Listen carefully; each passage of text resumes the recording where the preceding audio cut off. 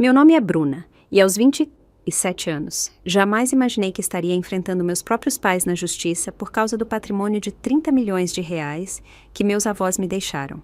Foram eles que me criaram depois que meus pais me abandonaram aos 7 anos e me deram tudo o que eu nunca tive: amor, estabilidade e valores. Quando meu avô Heitor faleceu, 6 meses após a minha formatura, eu segui os seus desejos e protegi a herança em um trust, um fundo de proteção patrimonial. Na semana passada, meus pais e minha irmã apareceram na minha porta com sorrisos suspeitos, despertando todos os meus medos de infância. Se você já teve que proteger o que é seu por direito das pessoas que deveriam ter te protegido, deixe seu comentário e se inscreva para saber como lidei com o que veio a seguir. A instabilidade começou quando eu tinha apenas 4 anos. Minhas primeiras lembranças não são de histórias de ninar ou aventuras no parquinho, mas sim do comportamento errático dos meus pais. Aquele cheiro estranho, que mais tarde entendi ser álcool misturado com algo pior, e o fluxo constante de rostos desconhecidos que passavam pelo nosso pequeno apartamento, em um bairro popular de São Paulo. Meu pai, Jonas, trabalhava esporadicamente como operário da construção civil, mas passava mais tempo entre um emprego e outro do que de fato trabalhando. Minha mãe, Denise, dizia ser uma atriz em ascensão, mas seus testes de elenco pareciam acontecer em horários estranhos e sempre a deixavam ou eufórica com falsas esperanças, ou mergulhada em dias de depressão. Minha irmã, Alicia, era 3 anos mais velha e se tornou minha protetora. Ela se certificava de que eu tivesse o que comer quando nossos pais esqueciam de comprar comida e segurava minha mão durante as brigas que frequentemente explodiam. Ela me ensinou a reconhecer quando eles estavam em um dia ruim. O código dela para quando estavam usando substâncias. Nesses momentos, nos escondíamos no guarda-roupa do nosso quarto, jogando jogos silenciosos com bonecas de papel que ela fazia de revistas antigas. Quando completei 7 anos, um dia começou como tantos outros. Nossos pais estavam brigando por dinheiro novamente. Papai tinha perdido mais um emprego, e mamãe gritava que alguém chamado Toninho a estava ameaçando por causa de uma dívida. Lembro-me de como o silêncio se instalou de repente. Meus pais pararam de discutir e minha mãe nos chamou para a sala com uma alegria que parecia forçada. Vamos fazer uma aventura, ela anunciou com um sorriso largo demais. Vocês vão ficar com a vovó e o vovô por um tempinho. Nós tínhamos visto os pais do meu pai apenas algumas poucas vezes. Eles moravam em uma linda casa, em um condomínio a 1 hora de distância, no interior paulista. E as visitas eram sempre tensas, com discussões abafadas entre meu pai e meu avô. Mais tarde, descobri que eles desaprovavam o estilo de vida e as escolhas dele, especialmente a decisão de se casar com minha mãe. Meus pais arrumaram uma pequena mochila para cada uma de nós, prometendo que voltariam em 1 semana, assim que resolvessem algumas coisas. Eu acreditei. Alicia, não. Ainda consigo ver o rosto dela enquanto estávamos sentadas na sala impecável dos meus avós. Seus olhos duros e sabidos, mais velhos do que seus 10 anos. Meu avô Heitor era alto e sério, um empresário que construiu uma rede de sucesso de lojas de material de construção. Minha avó Margarida era elegante, mas calorosa, com um talento para tornar tudo ao seu redor lindo. Eles nos receberam com quartos de hóspedes prontos e pijamas novos, exatamente do nosso tamanho. Olhando para trás, acho que eles já esperavam por este dia há anos. 1 semana se passou, depois 2. Meus avós ligaram para meus pais, mas os números estavam desconectados. Por fim, uma assistente social veio conversar conosco. Descobri que meus pais tinham deixado o estado, destino desconhecido. Meus avós imediatamente entraram com um pedido de guarda provisória. Alicia surpreendeu a todos ao se recusar a ficar. Vou morar com a Júlia, ela anunciou, referindo-se à sua melhor amiga. Os pais de Júlia aparentemente tinham concordado em acolhê-la. Fiquei arrasada com esse segundo abandono, mas depois entendi que ela não aguentaria outro ambiente familiar depois do que tínhamos passado. Ela precisava de uma separação completa. Meus avós se tornaram meus guardiões legais após meses de processos judiciais.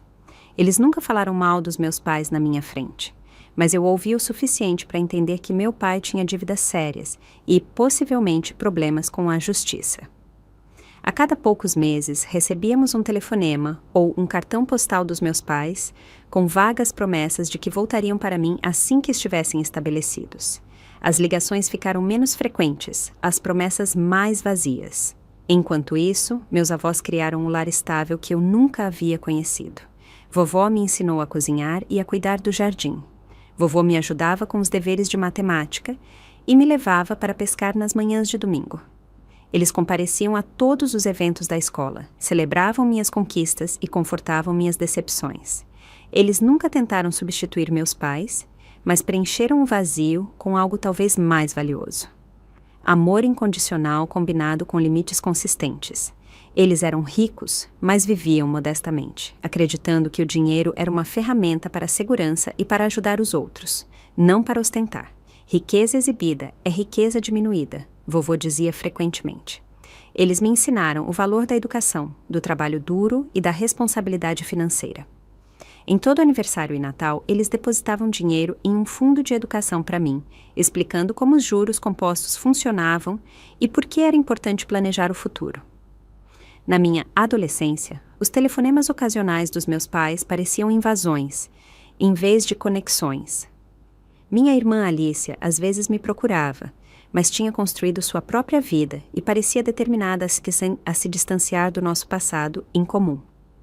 Eu entendia, mas sentia falta da proximidade que tínhamos.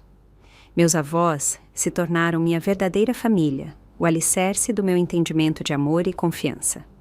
Mas eles também, sem querer, me ensinaram a cautela. Aprendi cedo que as pessoas que deveriam nos proteger às vezes não o fazem, e que a segurança exige vigilância. Essas eram lições que eu não poderia imaginar que se tornariam tão cruciais mais tarde. Aos 15 anos, a vida com meus avós havia se tornado uma rotina confortável.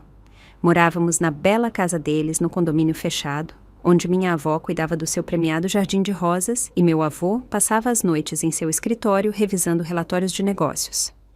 A casa se tornou meu santuário, um lugar onde eu finalmente me senti segura o suficiente para florescer. Meus avós jamais ostentaram sua riqueza. O patrimônio de 30 milhões de reais era resultado da visão de negócios do meu avô e de décadas de investimentos inteligentes. Ele havia transformado sua rede de lojas de material de construção de uma única unidade em uma potência regional, antes de vendê-la para uma grande corporação nacional, pouco antes de eu vir morar com eles. Eles viviam bem, mas sensatamente, investindo em qualidade em vez de extravagância. Dinheiro é liberdade, Bruna, meu avô dizia. Não para comprar coisas, mas para fazer escolhas baseadas no que é certo e não no que é necessário. Essa filosofia moldou minha própria relação com as finanças. Eu tinha empregos de verão, não por necessidade, mas porque meu avô acreditava que todos deveriam saber o que é ganhar o próprio sustento. A escola se tornou meu refúgio e minha paixão. Sem o caos dos meus primeiros anos, minha inteligência natural floresceu. Participei da equipe de debates, toquei violino na orquestra e mantive notas excelentes.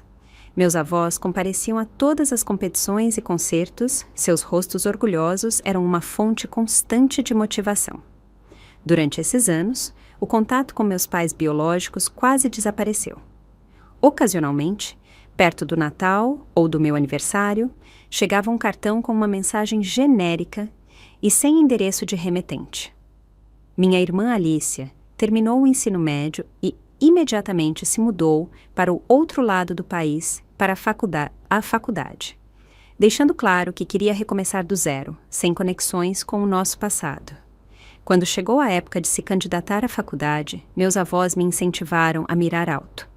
Com o apoio deles, me inscrevi em várias universidades de prestígio, acabando por aceitar uma oferta de uma das principais universidades de São Paulo para estudar finanças, com especialização em estudos jurídicos. No dia em que minha carta de aceitação chegou, vovó fez meu jantar favorito e vovô abriu uma garrafa de champanhe que ele estava guardando. Para momentos que importam, ele disse, servindo-me um pequeno copo apesar de eu ser menor de idade. Mergulhei na vida universitária, entrando em clubes de investimento e garantindo estágios competitivos durante os verões. Minha mente analítica prosperou no mundo das finanças, e os professores frequentemente comentavam sobre minha maturidade em comum e meu conhecimento prático. Poucos sabiam que isso vinha de anos ouvindo meu avô discutir estratégias de investimento e tendências de mercado durante o café da manhã. No meu segundo ano, a primeira sombra pairou sobre meu mundo cuidadosamente construído. Vovó, sempre enérgica, apesar dos seus 70 e poucos anos, começou a sentir uma fadiga incomum. Os exames revelaram uma forma agressiva de câncer que já havia se espalhado. O prognóstico era ruim. Quis tirar um semestre de folga para ajudar a cuidar dela, mas meus 2 avós se recusaram. Sua educação não é negociável. Vovó insistiu durante uma de nossas videochamadas. Preciso saber que você está construindo o seu futuro enquanto eu luto nesta batalha. Fiz um acordo, voltando para casa todos os fins de semana. A viagem de ônibus de 3 horas em cada sentido me dava tempo para estudar, enquanto eu ainda podia estar presente para os tratamentos cada vez mais difíceis. Ver minha avó forte e elegante definhar foi de partir o coração. Mas ela enfrentou a doença com a mesma graça que dedicava a tudo na vida. A vida nem sempre nos dá o que queremos. Ela me disse durante uma de nossas últimas conversas, mas sempre nos dá chances de mostrar quem realmente somos. Ela me fez prometer que completaria meu curso e que sempre me protegeria, mantendo meu coração aberto. Vovó faleceu durante o semestre de primavera do meu último ano. Vovô, casado com ela por 49 anos, parecia ter envelhecido uma década da noite para o dia. Passei aquele verão em casa com ele, ajudando a organizar as coisas dela e lhe fazendo companhia durante aqueles primeiros meses terríveis de luto. Apesar da sua perda pessoal, vovô insistiu para que eu voltasse para a faculdade no meu último ano. Margaret me assombraria se eu deixasse sua educação sofrer, ele disse com um sorriso triste. Estabelecemos videochamadas semanais e eu voltava para casa todos os meses. Nessas visitas, notei que a saúde dele também começava a declinar. O médico chamou de cardiomiopatia por estresse, um coração enfraquecido pela dor. Mas eu sabia que era mais simples do que isso. Ele estava morrendo de coração partido. Durante todo esse transtorno, meus pais permaneceram visivelmente ausentes. Nem mesmo um cartão de pêsames chegou após a morte da vovó. Minha irmã Alicia enviou flores, mas não pôde comparecer ao funeral por causa de compromissos de trabalho. O contraste entre a dedicação dos meus avós e a ausência dos meus pais apenas fortaleceu meu vínculo com as 2 pessoas que realmente me criaram. Eu me formei com honras em finanças e com uma oferta de emprego de uma prestigiada firma de investimentos. Meu avô compareceu à minha cerimônia de formatura, apesar da saúde debilitada, radiante de orgulho, enquanto eu cruzava o palco. Sua avó estaria tão orgulhosa. Ele sussurrou quando o encontrei depois. Você é a filha do nosso coração. 2 semanas depois da minha formatura, tivemos uma conversa séria sobre o futuro. Sentado em seu escritório, cercado por fotos de família e lembranças de negócios, vovô abordou o assunto do seu patrimônio. Eu fiz provisões para você, Bruna, ele disse, sua voz firme, apesar da fragilidade. Margaret e eu sempre pretendemos que tudo passasse para você. Você é a nossa neta em todos os sentidos que importam. Ele então compartilhou algo que me causou um arrepio. Seu pai me procurou 2 vezes no último mês, pedindo dinheiro, quantias significativas. Quando recusei, ele fez referências veladas aos seus direitos como meu filho. A expressão do vovô endureceu. Quero que você esteja preparada. Quando eu me for, eles podem voltar. Eu não queria pensar nisso, acreditando que sua preocupação era exagerada. Não conseguia imaginar meus pais ausentes reaparecendo de repente, depois de quase 20 anos. Mas vovô, como na maioria das coisas, provou ser mais sábio do que eu estava pronta para admitir. A saúde do meu avô se deteriorou rapidamente nos meses seguintes à minha formatura. O que começou como fadiga e falta de ar ocasional progrediu para insuficiência cardíaca congestiva que exigiu hospitalização. Adiei o início do meu emprego, voltando para o meu quarto de infância para cuidar dele. Nossos papéis se inverteram naqueles meses finais. Eu gerenciava seus medicamentos, coordenava as enfermeiras de saúde domiciliar e ficava com ele durante longas tardes, enquanto ele oscilava entre a lucidez aguda e uma confusão suave. Durante seus momentos de clareza, ele continuou minha educação financeira, agora com uma nova urgência. As pessoas mostram sua verdadeira natureza quando o dinheiro está envolvido. Ele me disse uma noite, enquanto eu o ajudava a revisar alguns documentos, até mesmo a família, talvez especialmente a família. Ele insistiu em me apresentar ao seu advogado de longa data, Dr. Rubens Oliveira, que passou a me incluir nas discussões sobre o patrimônio. Descobri que meus avós haviam acumulado uma riqueza considerável, além da casa da família e das contas de investimento que eu conhecia. O patrimônio total se aproximava dos 30 milhões de reais. Sua avó e eu construímos isso para você, Bruna. Vovô disse quando viu meu choque com os números. Sempre soubemos que você usaria isso com sabedoria. Em uma terça-feira chuvosa, 6 meses depois da minha formatura, encontrei meu avô sem resposta durante seu cochilo da tarde. Os paramédicos chegaram rapidamente, mas só puderam confirmar o que eu já sabia. Ele havia falecido pacificamente enquanto dormia, juntando-se à vovó, depois de apenas 14 meses de separação. O funeral foi pequeno, mas digno, exatamente como ele gostaria. Minha irmã Alicia compareceu desta vez, de pé, sem jeito, em um vestido preto que claramente havia comprado para a ocasião. Meus pais não apareceram. Mais tarde, descobri que eles ligaram para a funerária, perguntando sobre os arranjos, mas nunca fizeram a viagem. A leitura do testamento ocorreu no escritório com painéis de madeira do Dr. Rubens Oliveira, no centro da cidade. Sentei-me sozinha em frente a ele, uma única beneficiária, onde deveria haver uma família. Os termos eram diretos, herdei tudo. A casa, as contas de investimento, as apólices de seguro, até a coleção de moedas raras do vovô e as joias da vovó. Rubens me entregou uma carta depois de revisar os documentos. Heitor me pediu para te dar isto em particular. Ele explicou, me deixando sozinha para ler. Minha querida Bruna, se você está lendo isso, eu me juntei a Margaret, o que me traz paz, mesmo lamentando deixá-la. Você foi a maior alegria dos nossos últimos anos, e não poderíamos estar mais orgulhosos da mulher que você se tornou. A herança que você recebeu vem com responsabilidade. Você tem a inteligência para administrá-la e o coração para usá-la bem. Mas também devo avisá-la, seus pais têm dívidas significativas e um histórico de má administração financeira que continua até hoje. Tenho motivos para acreditar que eles podem tentar acessar esses fundos através de você. Considere consultar Rubens sobre a criação de um trust. Isso a protegeria e honraria nossos desejos para este legado. Lembre-se de que o dinheiro é apenas uma ferramenta. Sua verdadeira herança é a força e o discernimento que tentamos nutrir em você. Confie em seus instintos. Eles são excelentes. Com todo o meu amor, vovô. Sentei-me naquele escritório silencioso, com as lágrimas escorrendo pelo meu rosto, sentindo-me enormemente abençoada e, de repente, muito sozinha. A responsabilidade dessa herança parecia avassaladora, mas por baixo disso havia uma preocupação mais profunda. O aviso do meu avô ecoou meus próprios medos não reconhecidos sobre o potencial reaparecimento dos meus pais. Nas 2 semanas seguintes, me dediquei a gerenciar os aspectos práticos da minha nova situação. Providenciei a manutenção da casa, enquanto decidia se moraria lá ou a venderia. Encontrei-me com consultores financeiros recomendados por Rubens para entender o portfólio de investimentos. Separei pertences pessoais, uma tarefa agridoce que me trouxe lágrimas e sorrisos em igual medida. Neste período, recebi um e-mail surpreendente de Alicia. Depois de anos de contato mínimo, ela estava subitamente interessada em se reconectar. Sua mensagem mencionava ter ouvido falar de assuntos de família que precisam ser discutidos e sugeria uma visita em breve. O momento me pareceu suspeito. Agindo por um instinto que eu não conseguia articular totalmente, marquei outra reunião com Rubens.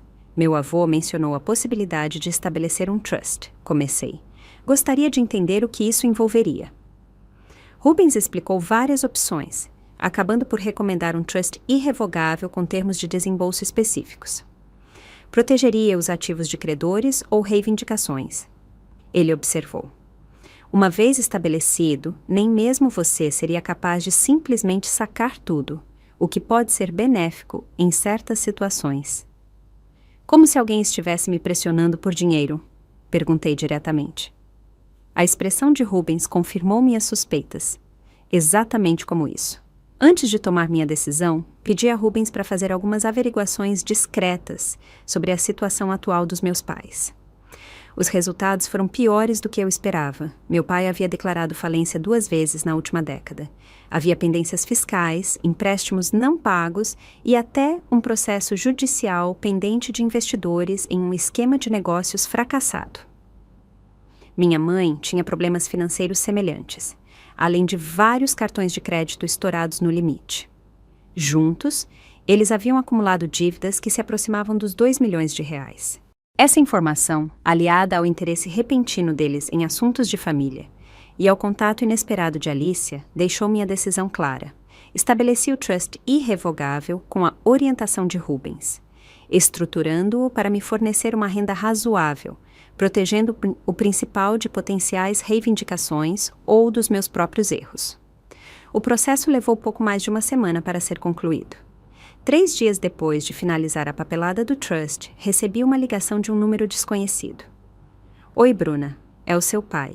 Eu e sua mãe estamos na cidade. Pensamos que era hora de nos reconectarmos como família. Assim, sem mais nem menos, depois de 20 anos de ausência, eles estavam de volta na minha vida. O momento não poderia ter sido mais suspeito ou mais afortunado, dado que o trust estava agora legalmente estabelecido. A campainha tocou exatamente às 6 da tarde de sexta-feira, conforme haviam proposto por telefone. Respirei fundo, endireitei os ombros e abri a porta para encarar as pessoas que haviam me abandonado 2 décadas antes. Meu pai, Jonas, havia envelhecido mal, seu rosto, antes bonito, agora inchado e marcado com as veias rompidas características de um bebedor de longa data, no nariz e nas bochechas. Minha mãe, Denise, tinha se mantido melhor, seu cabelo loiro visivelmente tingido, mas com um corte estiloso, sua figura esguia exibida em um vestido de aparência cara que, de alguma forma, ainda parecia um pouco inadequado para um jantar de família. Atrás deles estava minha irmã Alicia, agora com 30 anos e quase irreconhecível em relação à protetora de 10 anos, que uma vez segurou minha mão durante os episódios caóticos dos nossos pais. Sua expressão era mais difícil de ler do que os rostos transparentemente ansiosos dos meus pais. Bruna! Minha mãe exclamou, avançando para me abraçar como se tivéssemos nos visto na semana passada, e não 20 anos atrás. Ela cheirava a perfume caro e a goma de mascar de menta, mascarando algo mais. Olha só para você, crescida e tão bonita. Meu pai se afastou, tentando uma postura casual que não escondia totalmente sua observação da casa visível atrás de mim. E aí, filhota? Ele disse, usando um apelido que nunca havia me chamado na infância. Faz tempo, hein? Alicia apenas acenou com a cabeça. Bruna. Eu os convidei para entrar, levando-os para a sala de jantar formal, onde havia posto a mesa com a fina louça da vovó. Pareceu apropriado, de alguma forma, como se a presença dela pudesse me fortalecer durante aquela reunião surreal. Que casa adorável! Minha mãe elogiou, seus olhos catalogando cada peça de móvel e arte enquanto caminhávamos. Heitor e Margarida sempre tiveram um gosto impecável. Obrigada, respondi simplesmente. Eles a tornaram um lugar maravilhoso para crescer. Um lampejo de desconforto cruzou o rosto do meu pai com um lembrete direto da ausência deles naqueles anos. Ele rapidamente o disfarçou. Bom, estamos felizes por finalmente estarmos aqui. Águas passadas, certo? Família, é família? O jantar foi um exercício de navegação cuidadosa. Eles faziam perguntas superficiais sobre a minha vida, acenando com interesse exagerado às minhas respostas. Eu fornecia o mínimo de detalhes, enquanto observava suas interações. Minha mãe dominou a conversa, enquanto meu pai repetidamente direcionava os tópicos para assuntos financeiros com pouca sutileza. Então, ouvi dizer que Heitor se deu muito bem com aquela rede de material de construção, hein? Ele mencionou, enquanto cortava seu rosbife. Sempre foi um homem de negócios. Sim, respondi neutralmente. Ele foi muito bem-sucedido. Deve ter deixado um belo pé de meia.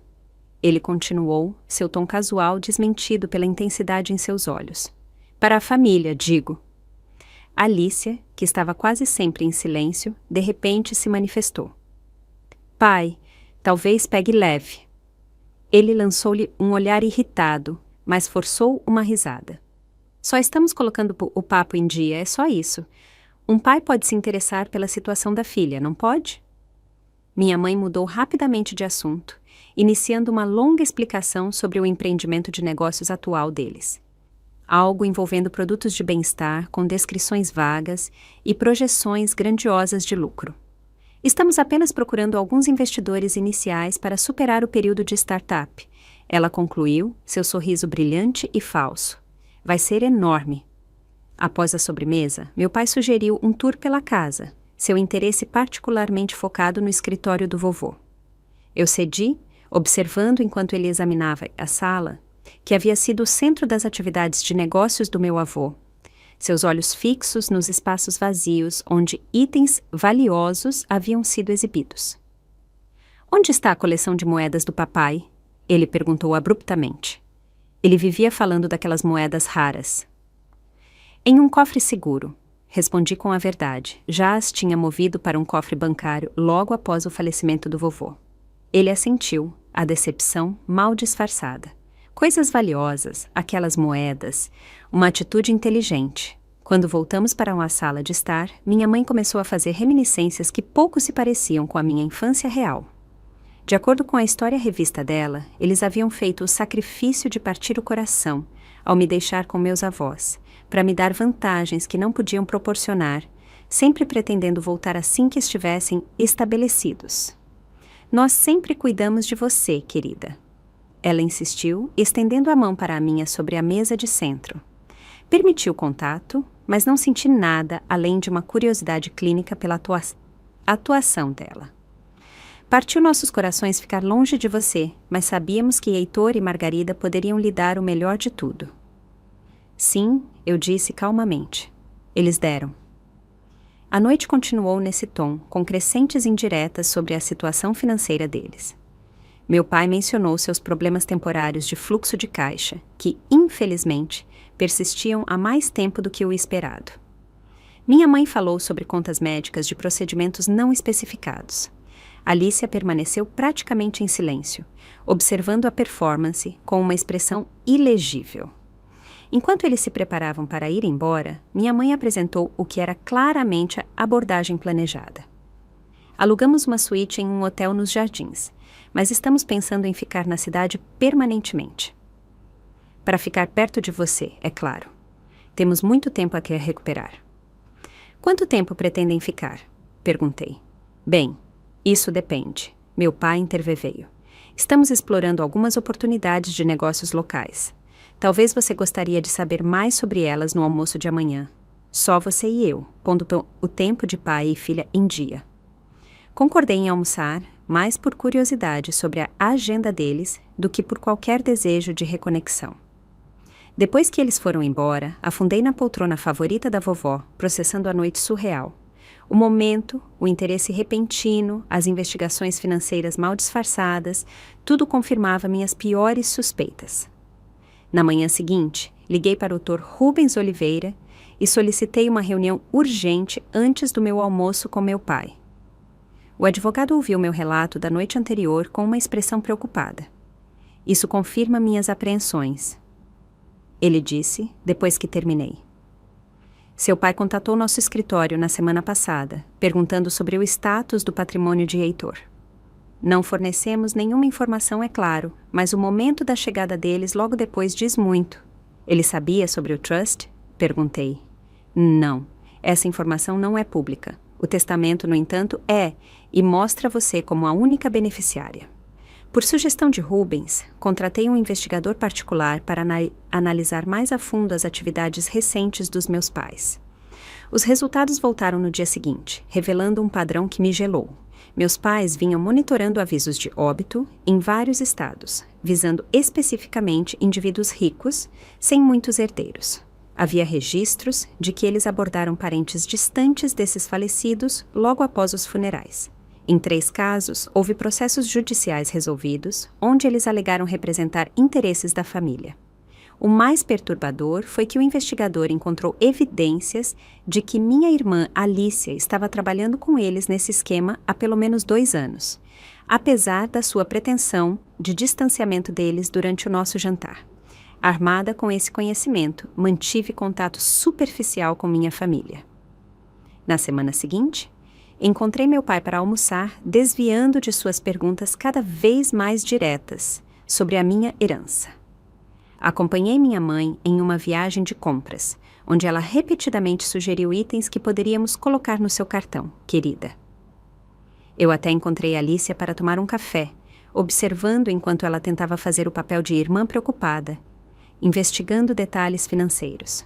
A frustração deles cresceu visivelmente à medida que os dias se passavam, sem acesso à riqueza que claramente acreditavam estar disponível. A fachada alegre da minha mãe começou a rachar, revelando vislumbres da mulher instável que eu lembrava da infância. As perguntas do meu pai se tornaram menos sutis, perguntando diretamente sobre contas bancárias e portfólios de investimento. A abordagem de Alicia era mais sofisticada, mas igualmente transparente, sugerindo empreendimentos conjuntos e fundos de investimento familiar. A situação atingiu o limite quando voltei para casa mais cedo de uma reunião e encontrei meus pais no escritório do vovô, vasculhando as gavetas da mesa dele. Minha mãe estava fotografando documentos com o telefone, enquanto meu pai forçava a gaveta inferior trancada com um abridor de cartas. Eles congelaram quando me viram parada na porta. Choque e culpa ficaram momentaneamente visíveis, antes que minha mãe se recuperasse com um sorriso trêmulo.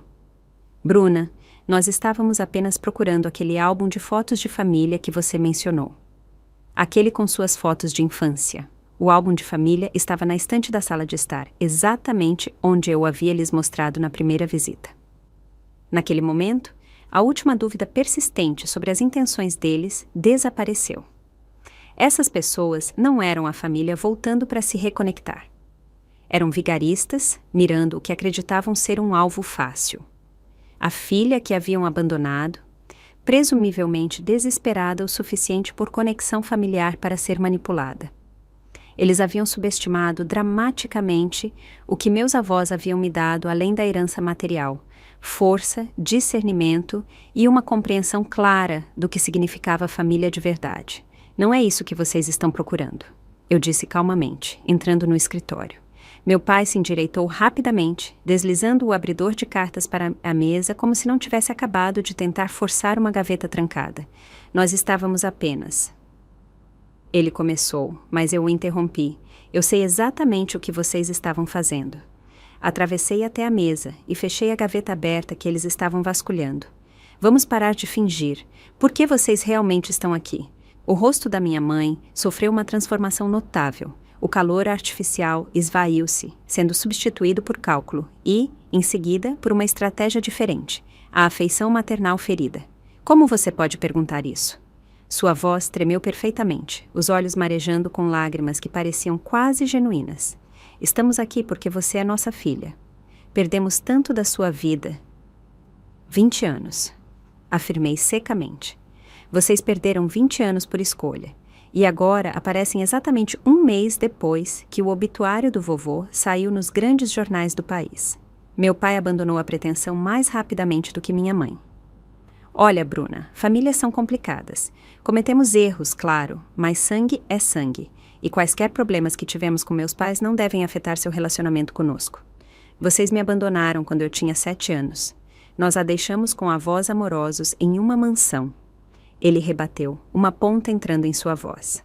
Algumas crianças chamariam isso de ganhar na loteria.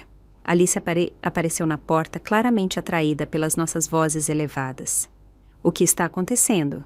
Eu os peguei revirando a mesa do vovô. Expliquei, sem tirar os olhos dos meus pais. Aparentemente, eles estão procurando informações financeiras. Alice hesitou, olhando entre nós antes de tentar um tom conciliador. Bruna, tenho certeza de que eles estavam apenas curiosos. Tudo isso é uma grande adaptação para todos. Pare com isso, Alicia, eu disse cansadamente. O investigador também encontrou seu nome nos processos judiciais. Eu sei que você está trabalhando com eles. A expressão dela endureceu instantaneamente. A máscara de irmã preocupada foi descartada. Você contratou um investigador para espionar sua própria família? Minha verdadeira família me criou, respondi. Eles me ensinaram a reconhecer quando estou sendo enganada. Meu pai decidiu mudar de tática, passando da conciliação para a agressão. Escute aqui. O que quer que Heitor tenha deixado, uma parte deveria vir para mim por direito. Eu era o filho dele. O filho que nunca o visitou durante sua doença final, que não compareceu ao funeral da própria esposa, que abandonou a própria filha na porta dele. A obrigação legal funciona nos dois sentidos. Ele continuou, como se eu não tivesse falado. Os pais têm obrigações com os filhos, mas os filhos adultos também têm obrigações com os pais idosos. É a lei. Não é assim que a lei de herança funciona, na verdade. Eu o corrigi, agradecida pelos cursos de direito que havia feito. E mesmo que fosse, você encerrou qualquer reivindicação moral quando desapareceu da minha vida. Minha mãe abandonou as lágrimas, mudando para uma raiva fria. Não vamos embora sem o que é nosso. O patrimônio de Heitor deve valer milhões. Você não pode precisar de tudo isso. Não se trata de necessidade, eu disse. Trata-se de respeitar os desejos dos meus avós. Eles a envenenaram contra nós. O rosto do meu pai ficou vermelho. Eles a viraram contra os seus próprios pais. Eles nunca falaram mal de vocês. Eu rebati com a verdade. Eles não precisavam. A ausência de vocês falava por si só. Alicia deu um passo adiante na sala, sua expressão calculista me lembrando a da nossa mãe. Seja razoável, Bruna. Estamos falando de compartilhar, não de pegar tudo. Uma parceria familiar. O que exatamente você fez para merecer uma parceria? Perguntei-lhe diretamente. Você também escolheu ir embora, Alicia. Eu tinha 10 anos, ela exclamou. Que escolha eu realmente tinha? A mesma escolha que você fez como adulta, de ajudá-los a mirar famílias em luto. O investigador descobriu tudo, Alicia. O monitoramento de obituários, os processos judiciais, os acordos. Quantas pessoas vulneráveis vocês abordaram depois que elas perderam alguém? Um silêncio revelador se seguiu a essa revelação. Meu pai se recuperou primeiro, sua estratégia mudando para a intimidação. Ele se aproximou, usando sua altura para se impor sobre mim. Escute bem, podemos fazer isso do jeito fácil ou do jeito difícil. O jeito fácil é você dividir o que Heitor te deixou. O jeito difícil envolve advogados, batalhas judiciais e arrastar os nomes dos seus avós pela lama, publicamente. O que você está sugerindo? Perguntei, embora já soubesse. Heitor nem sempre estava mentalmente lúcido no final, estava? Ele perguntou.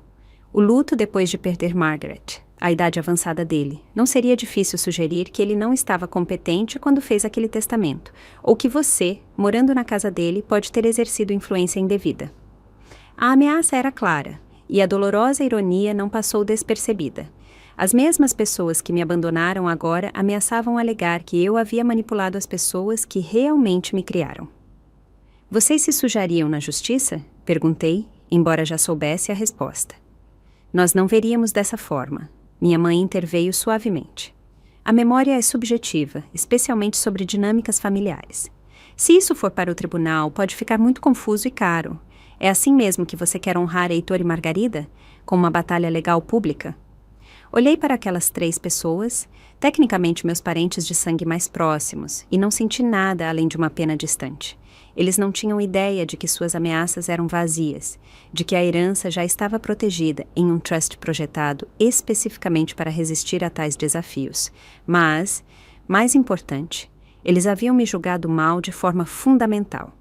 Assumiram que meu desejo por conexão familiar me tornaria vulnerável à manipulação. Eles estavam errados. Acho que é hora de vocês irem embora, eu disse calmamente. A expressão do meu pai escureceu ainda mais. Não vamos a lugar nenhum até chegarmos a um entendimento sobre a nossa parte. A parte de vocês é 0, afirmei com firmeza. Essa foi a decisão do vovô, não minha. Sua ingrata de... Ele avançou em minha direção agressivamente, com a mão levantada. Não faça isso, avisei, recuando e pegando meu telefone. O sistema de segurança está gravando tudo e eu não hesitarei em chamar a polícia. Ele hesitou, visivelmente calculando as potenciais consequências. Minha mãe agarrou o braço dele, seus olhos se desviando para a discreta câmera de segurança no canto, que eles não tinham notado antes. Jonas, não vale a pena. Ela se virou para mim, com a compostura recuperada, mas com ódio visível agora. Isso não acabou, Bruna. Família tem direitos. Vocês perderam esses direitos 20 anos atrás, respondi. Agora, por favor, vão embora antes que eu os remova. Você não pode simplesmente nos expulsar, Alicia protestou. Estamos em um hotel que mal podemos pagar. Isso soa como um planejamento financeiro ruim, eu disse, ecoando uma das frases favoritas do vovô. Mas não é problema meu. Quando eles continuaram a ficar parados, eu cumpri minha ameaça, ligando para o serviço de segurança que monitorava a propriedade. Meus pais e minha irmã finalmente foram embora, mas não sem ameaças de despedida. Nos vemos no tribunal, meu pai rosnou enquanto se retiravam para o carro alugado. Você pensa que ganhou, mas isso está apenas começando. Depois que eles foram embora, afundei nos degraus da frente da casa dos meus avós, minha casa agora, e finalmente me permiti sentir o peso total do que acabara de acontecer. A família que eu um dia ansiei havia se revelado predadores, em vez de protetores. O encerramento que eu poderia ter esperado, em vez disso, abriu uma nova ferida. Mas por baixo da dor havia algo inesperado: alívio. O confronto me libertou de quaisquer fantasias persistentes de infância sobre reconciliação. Eu finalmente pude dar descanso à menininha que esperou na janela por pais que nunca voltaram. Como o vovô havia escrito em sua carta, minha verdadeira herança não era apenas dinheiro, era a força e o discernimento para me proteger. Naquele dia, eu honrei esse legado. Fiéis à ameaça, meus pais entraram com um processo contestando o testamento do vovô. Na semana seguinte, os documentos legais alegavam tudo o que eles haviam ameaçado durante nosso confronto: que vovô estava mentalmente incompetente ao fazer seu testamento e que eu havia exercido influência indevida sobre um idoso vulnerável. Dr. Rubens Oliveira não se surpreendeu quando lhe levei a intimação judicial. Nós antecipamos isso, ele me lembrou, revisando os documentos. A estrutura do trust tornará o caso deles extremamente difícil, mas devemos nos preparar para um processo desagradável. Ele reuniu uma equipe jurídica especializada em litígios de patrimônio. A consulta inicial foi sóbria. Eles estão pedindo 50% do patrimônio, explicou a advogada principal. A petição deles inclui dezenas de alegações falsas, mas o argumento central é que seu avô não estava em sã consciência quando excluiu seu único filho do testamento. Ele estava absolutamente lúcido, afirmei. Discutimos explicitamente suas decisões de planejamento patrimonial. Precisaremos provar isso, a advogada alertou. Registros médicos, testemunho de testemunhas, documentação de sua capacidade de tomada de decisão. Enquanto isso, eles tentarão pintá-la como uma influência manipuladora que o isolou da família amorosa dele. A ironia era quase insuportável. A fase de descoberta começou, exigindo que eu fornecesse volumes de documentação sobre meus avós, suas finanças e meu relacionamento com eles. Passei dias classificando arquivos, reunindo evidências da clareza mental do vovô e do consistente distanciamento entre ele e meu pai. A equipe jurídica dos meus pais exigiu acesso aos registros médicos dos meus avós, extratos financeiros e correspondência pessoal. Cada pedido parecia uma invasão, uma violação póstuma das pessoas que haviam me protegido. Rubens me assegurou que estávamos fornecendo apenas o que era legalmente exigido. Mas o processo ainda me deixava exposta e vulnerável. O estresse começou a afetar meu sono e meu apetite. Pesadelos sobre minha infância voltaram. Fragmentos de memórias de espera na janela, de promessas quebradas, da mão de Alicia escorregando da minha enquanto ela escolhia ir embora. Eu acordava ofegante, com o coração acelerado, incapaz de voltar a dormir. Por sugestão de Rubens, comecei a consultar a Dra. Lúcia Santos, uma terapeuta especializada em trauma familiar.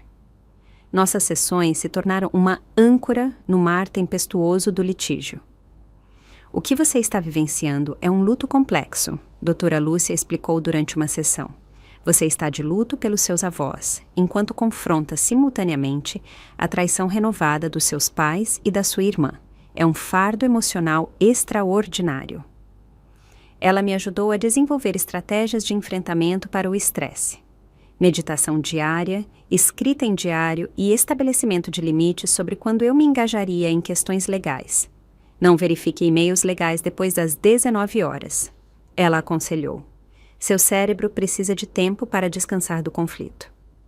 Através da terapia, comecei a entender que meu valor não estava ligado à aprovação dos meus pais, nem mesmo ao reconhecimento deles. O comportamento deles reflete os próprios déficits de caráter, a doutora Lúcia observou, não o seu valor como pessoa. Enquanto isso, o processo legal avançava. Os depoimentos foram agendados, começando pelo meu. Por 6 horas extenuantes, respondi a perguntas elaboradas para me fazer parecer calculista e manipuladora. O advogado dos meus pais tentou repetidamente me confundir sobre conversas com o vovô, sugerindo que eu havia plantado ideias sobre deserdar meu pai. Não é verdade que você se ressentiu da reivindicação do seu pai sobre o patrimônio dos seus avós? Ele perguntou com falsa simpatia. Eu nunca pensei nisso como a reivindicação de ninguém, respondi com a verdade. Meus avós ganharam o dinheiro deles e tinham o direito de determinar o que aconteceria com ele. Os depoimentos dos meus pais vieram em seguida. Sentei-me em silêncio enquanto eles construíam uma ficção elaborada sobre tentativas de reconexão que supostamente haviam sido frustradas pelos meus avós e, mais tarde, por mim. Eles descreveram telefonemas nunca feitos, visitas nunca tentadas e um profundo desejo de reconciliação familiar que nunca existiu. Nós só queríamos fazer parte da vida da Bruna novamente, minha mãe alegou em lágrimas. Mas Heitor e Margarida Biai a viraram contra nós e agora ela está continuando a campanha deles para nos excluir. O testemunho de Alicia foi talvez o mais doloroso de ouvir. Ela descreveu nossa infância em termos que eu mal reconheci, colocando-se como uma vítima, forçada a sair pela preferência dos nossos avós por mim. Eles sempre favoreceram a Bruna, ela alegou.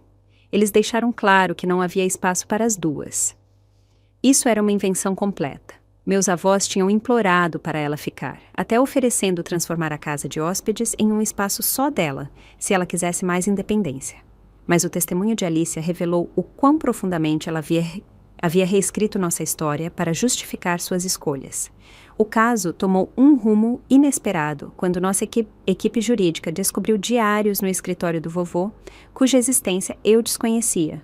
Ele havia mantido um registro meticuloso de cada tentativa de contato com meu pai ao longo de 20 anos, incluindo datas de chamadas não atendidas, cópias de cartas devolvidas e notas sobre as raras comunicações do meu pai, todas envolvendo pedidos de dinheiro. Uma anotação de quando eu tinha 16 anos dizia: Jonas ligou hoje. Nenhuma pergunta sobre o bem-estar ou as conquistas da Bruna. Pediu 50 mil reais para uma oportunidade de negócio. Quando recusei, sugeriu que eu lhe devia por ter pegado a filha dele, como se Bruna fosse propriedade a ser negociada, em vez da criança que ele abandonou. Temo por ela, caso ela volte a cair sob a influência dele. Esses diários se tornaram centrais para o nosso caso, fornecendo documentação contemporânea da ausência e das motivações financeiras do meu pai. Quando combinados com as descobertas do investigador particular sobre o padrão dos meus pais de visar patrimônios ricos, eles pintaram um quadro condenatório de oportunismo, em vez de preocupação parental. O momento decisivo veio durante o testemunho de especialistas. Apresentamos 3 profissionais médicos, separados, que haviam avaliado o vovô em seus meses finais, todos confirmando sua competência mental. Nossos especialistas financeiros detalharam o planejamento cuidadoso que havia sido feito na estrutura do patrimônio, demonstrando que o trust não foi uma decisão apressada, mas parte de uma estratégia de longo prazo. O mais devastador para o caso dos meus pais foi o testemunho de seus ex-vizinhos e das minhas professoras do ensino fundamental, que descreveram a negligência que eu havia sofrido antes de ir morar com meus avós. Esses terceiros neutros efetivamente rebateram a narrativa de pais amorosos temporariamente separados da filha. 4 meses depois de iniciado, o caso foi levado ao juiz para os argumentos finais. O advogado dos meus pais enfatizou a obrigação familiar e a sucessão natural, argumentando que deserdar um filho violava as normas sociais, se não os requisitos legais. Nosso advogado se concentrou nas intenções claras do vovô, na competência mental documentada e no padrão documentado de predação financeira dos meus pais. A decisão da juíza veio 2 semanas depois. Ela rejeitou totalmente as alegações dos meus pais, mantendo o testamento do vovô e os arranjos de trust subsequentes como a expressão válida dos seus desejos.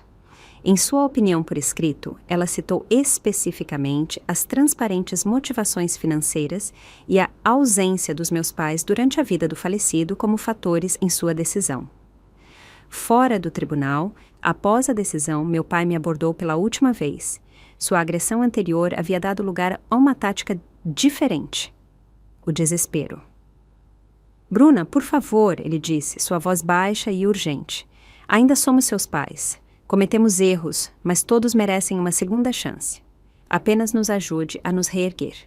Uma pequena parte da herança, mesmo que seja apenas R$1 milhão, mudaria nossas vidas. Olhei para ele. Realmente olhei para o homem que havia contribuído para a minha existência, mas nada para o meu caráter ou felicidade, e senti o último peso sair dos meus ombros. Eu não tenho obrigação de financiar a vida de pessoas que escolheram não fazer parte da minha. Eu disse calmamente. O tribunal concordou. Isso acabou. Enquanto eu me afastava, ouvi minha mãe gritar. O sangue é mais grosso que a água, Bruna. Não me virei, mas pensei em algo que a vovó tinha me dito uma vez. O ditado completo é: o sangue da aliança é mais grosso que a água do ventre. Significa que a família que você escolhe é mais forte do que a família em que você nasce. Meus avós haviam me escolhido, e eu os havia escolhido de volta.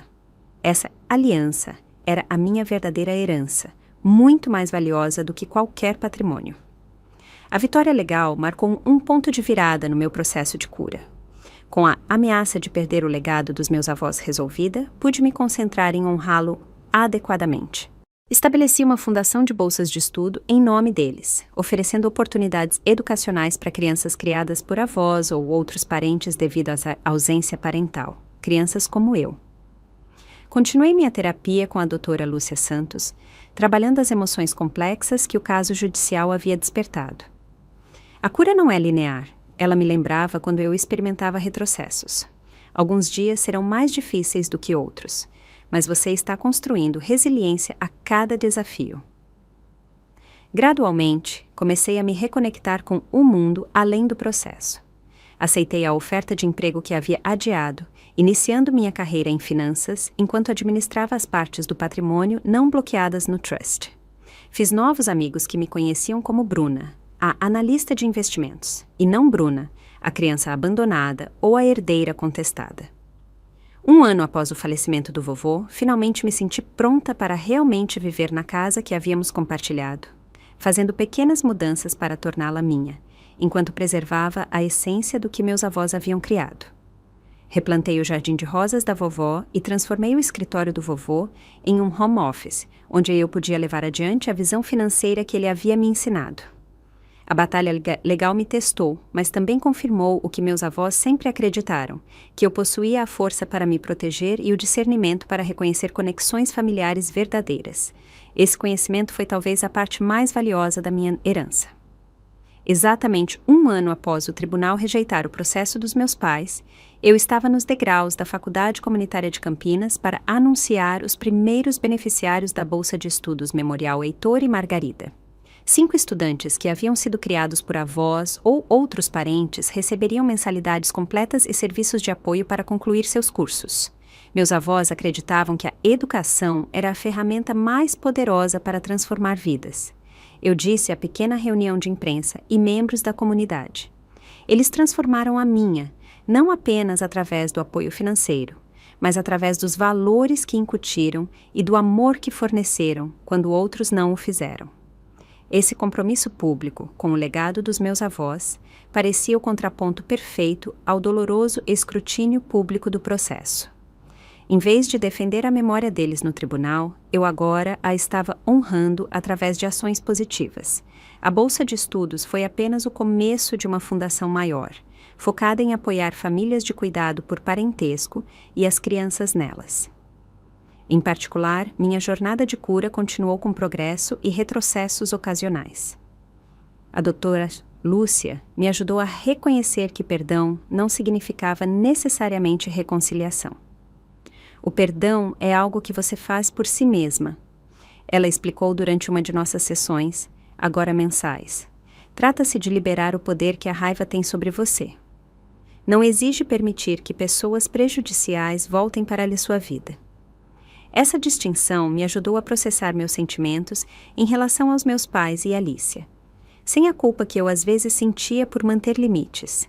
Eu podia desejar que eles ficassem bem, enquanto reconhecia que o contato real provavelmente levaria a mais tentativas de manipulação. Ocasionalmente, recebia notícias sobre a vida deles através de conhecidos mútuos ou artigos de notícias. Meu pai e minha mãe continuaram seu padrão de empreendimentos de negócios questionáveis, mudando de estado em estado, conforme as oportunidades ou pressões legais ditavam. Alicia, aparentemente, tinha rompido os laços com eles cerca de 6 meses após o fracasso do processo, buscando um caminho de carreira mais legítimo no mercado imobiliário. 2 anos após o caso judicial, recebi uma carta de Alicia. Ao contrário das comunicações dos meus pais, a dela parecia genuinamente reflexiva. Ela reconheceu as invenções em seu testemunho e expressou arrependimento pelo seu papel no processo. Passei anos culpando todos os outros pelas minhas escolhas, ela escreveu. Estou tentando assumir a responsabilidade agora. Eu apreciei a honestidade dela, mas permaneci cautelosa. Uma carta de desculpas não poderia apagar décadas de escolhas, ou as mentiras dolorosas que ela havia dito sob juramento. Respondi brevemente, reconhecendo a carta, sem fazer promessas sobre contato futuro. A confiança, uma vez tão profundamente quebrada, não poderia ser reconstruída rapidamente. Enquanto isso, me concentrei em construir uma vida que equilibrasse honrar o legado dos meus avós e estabelecer minha própria identidade. As habilidades de investimento que o vovô havia me ensinado me serviram bem na minha carreira, onde me especializei em ajudar clientes a estabelecer portfólios éticos e sustentáveis. Abordei as finanças com a filosofia dele de que o dinheiro era uma ferramenta para a segurança e para ajudar os outros, não um fim em si mesmo. Reformei partes da casa da família, enquanto preservava seu caráter essencial. O jardim de rosas da vovó floresceu sob meus cuidados um pouco menos especialistas, e aprendi a fazer o assado de domingo que era a sua marca registrada, embora o meu nunca chegasse a igualar a versão perfeita dela. Essas conexões com o dia a dia deles me confortavam tanto quanto os projetos de legado maiores. Novos relacionamentos entraram na minha vida. Colegas que se tornaram amigos, vizinhos que compartilhavam dicas de jardinagem e, eventualmente, Tiago, um gentil historiador de arquitetura que conheci enquanto pesquisava a história da casa dos meus avós para fins de preservação.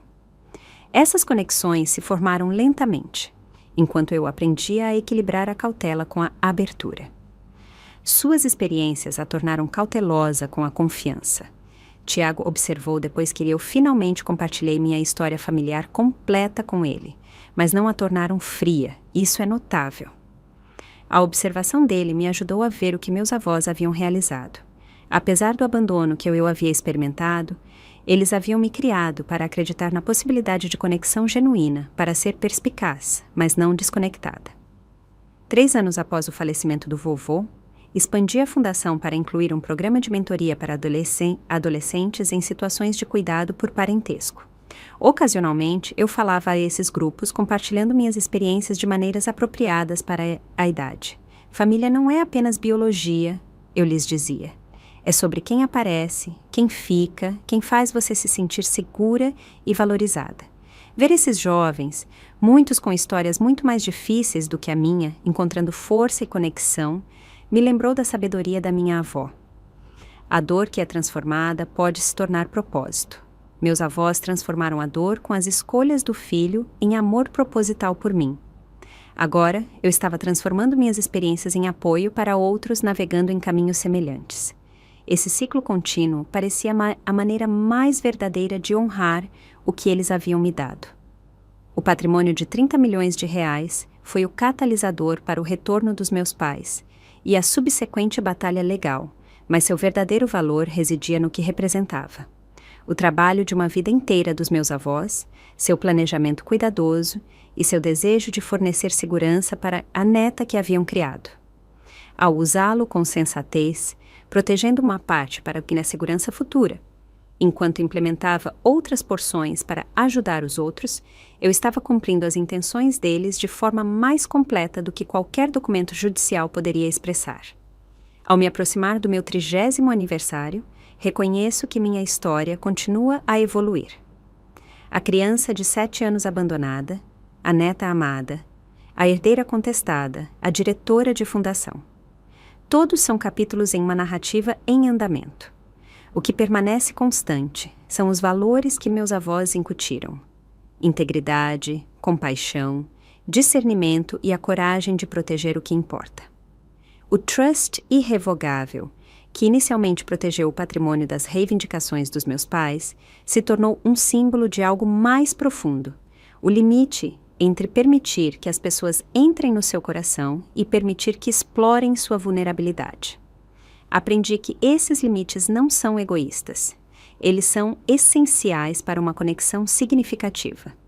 Se você já teve que se proteger de uma família que deveria ter te protegido, saiba que você não está sozinha. Estabelecer limites não é sobre vingança ou amargura. É sobre criar espaço para que relacionamentos genuínos floresçam.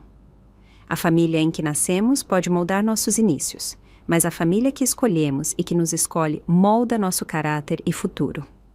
Alguém na sua vida se apresentou quando outros se afastaram? Eu adoraria saber sobre as pessoas que se tornaram sua verdadeira família. Deixe um comentário abaixo. Curta este vídeo se ele ressoou com você. Inscreva-se para mais histórias sobre encontrar força em circunstâncias difíceis e compartilhe com alguém que possa precisar ouvir que família é sobre amor, não apenas sangue. Obrigada por acompanhar a minha jornada.